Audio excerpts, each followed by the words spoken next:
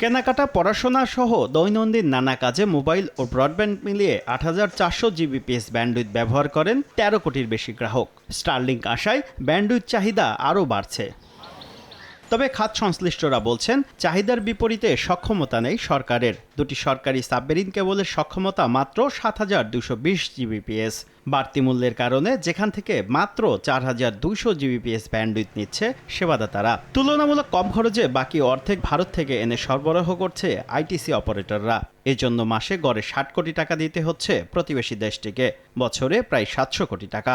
আইএসপিএবির তথ্য বলছে ২০২৬ সালে ব্যান্ডউইথ চাহিদা বেড়ে দাঁড়াবে ১৩,৮৪৩ জিবিপিএসে। ক্রমবর্ধমান চাহিদা মেটাতে তৃতীয় সাবমেরিন কেবল চলতি বছরই চালুর কথা থাকলেও তা পিছিয়ে গেছে। আগামী বছরের মধ্য এবং শেষ দিকের মাঝামাঝি কোনো একটা পর্যায়ে আমরা আমাদের থার্ড সাবমেরিন কেবলে কানেক্ট হতে পারবো বলে আশা করি। সেখানে ১৭ টেরাবাইট আসবে।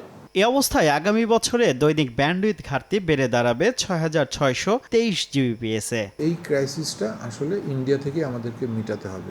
এ তো গেল সরকারি উদ্যোগ। বিকল্প আছে বেসরকারি খাতে ৩টি সাবমেরিন কেবল। ৪৫,০০০ জিবিপিএস সক্ষমতার এই কেবল ২০২৬ সালের শুরুতেই চালু হওয়ার কথা রয়েছে। উদ্যোক্তারা বলছেন, এরই মধ্যে মিয়ানমার অংশের কাজ শেষ হয়েছে।